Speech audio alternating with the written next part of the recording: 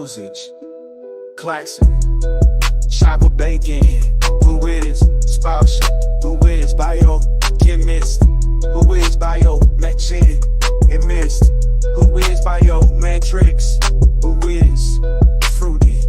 Marco. Who is bourgeoisie? Who is Clarion? Red donuts. Bangy. Who is fraudulent?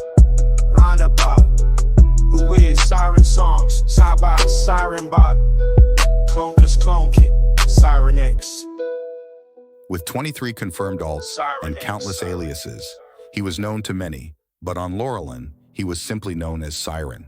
Yet despite his ubiquitous presence, an aura of mystery surrounded him. I first encountered Psiren when I started playing LOTRO some years ago. At that time, he seemed innocent enough, a little chatty perhaps, but that's just how people are in the world chat.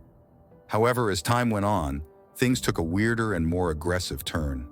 Psiren, a liberal character who often expressed his pro-LGBTQ and anti-fascist beliefs, started to clash with the established conservative group on Laurelin. This clash escalated into near-decade-long animosity. Psiren, maintaining his beliefs and lashing out at those who vilified him, began to change. Instead of debate, it turned into full-on war with attacks, slander, bitter resentment, name-calling, and targeting, becoming the norm. As the community continued to leer and attack, Psiren grew increasingly resentful. Those who were once on his side could not stand by his manner of defense and joined forces with the conservative group of the server into a new, seemingly apolitical group premised simply on their dislike of his character. Is it possible to defend Psiren's response? His attacks? His bullying? No. But it is important to understand the premise that turned someone who could have been a hero into a villain. At that time on Laurelin and in the world, things were not as liberal, not as open.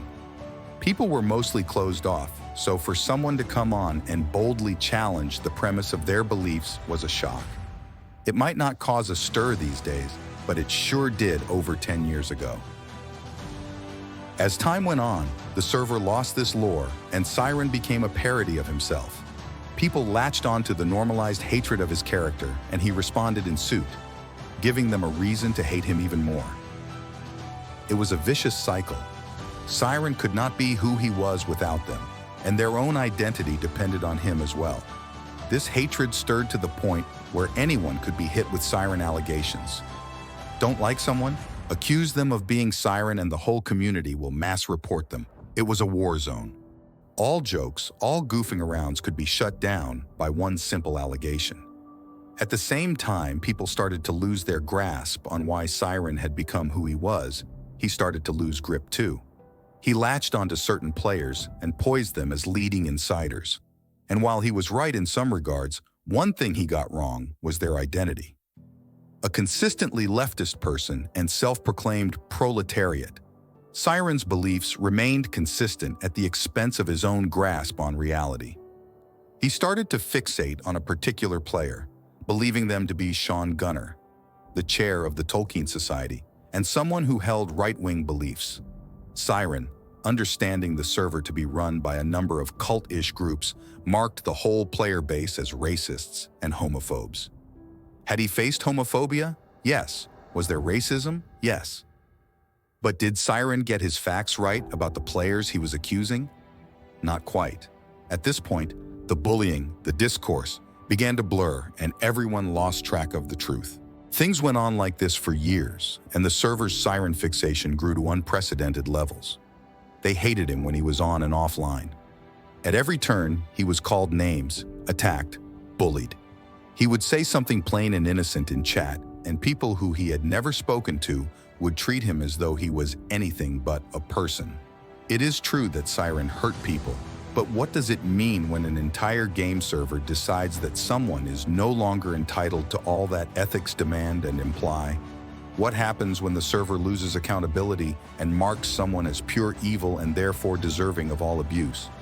What happens when such cruelty becomes the hegemonic engine of the game world? Psiren was totally and utterly dehumanized. Does any kind of online discursive behavior warrant such a categorical and near universally cruel treatment? Is it ethical to do what the server did to anyone? These were questions I tossed around in my head.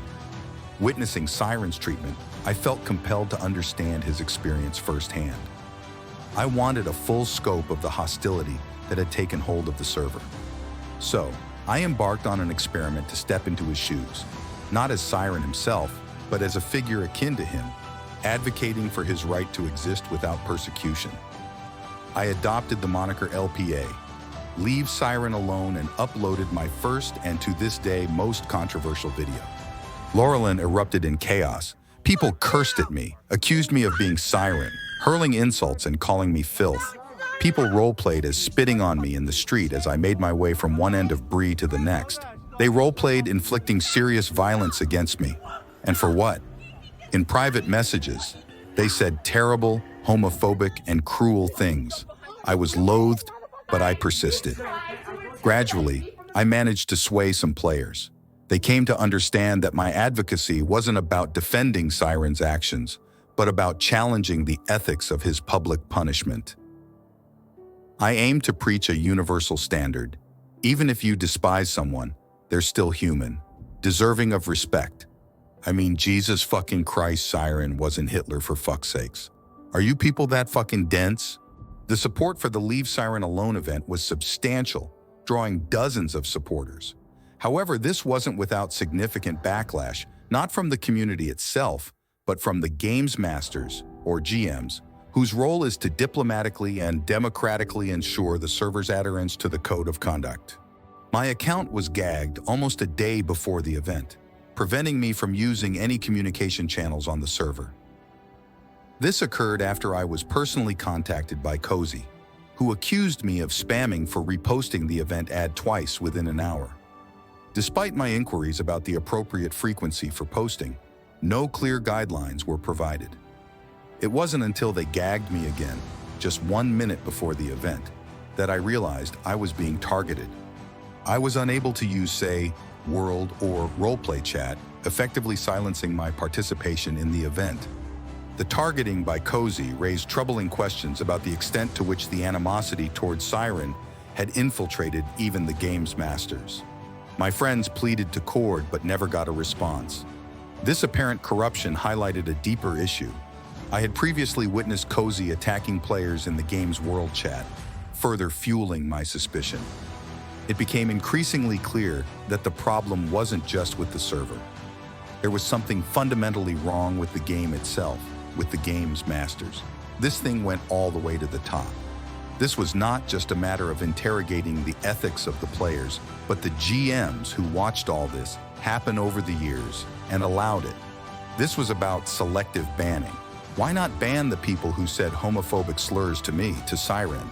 My effort to help change the culture of Laurelin made me realize that maybe the culture that had manifested occurred by virtue of the GM's own vendettas, their biases, the way they wielded power over other players, going so far as to publicly humiliate them. These GMs watched me advertise an anti-bullying event and calculated my gag order. The players can say all they want to Psiren, but it is ultimately the GMs who have power. And to witness someone who had publicly targeted a player before now calculate the silencing of an anti-bullying event was very telling. The event eventually took place, with the help of a friend delivering the speech. However, what the games masters revealed about their own unethical behavior left a lasting impact. Every time they appeared in the world chat, their actions echoed in my mind. Psiren had transcended being just a man. He had become a symbol, a target for people to provoke and test until they found the breaking point. He represented a culture of unethical dehumanization that reflected not only on LOTRO's GMs, but also on the support system in place. Psiren's voice, once advocating against racism, sexism, and homophobia on the server, now served as a stark reminder of the systemic issues deeply ingrained within the game's community and administration. So that's his story, and that's what happened. Where is Psiren today, you ask? He continues to play the game, dropping in a tumbleweed comment every now and then, and simply by virtue of the sheer number of people he has blocked. As for me, that gag order lit a flame that I fear will never be put out. Ride on, Psiren, ride on.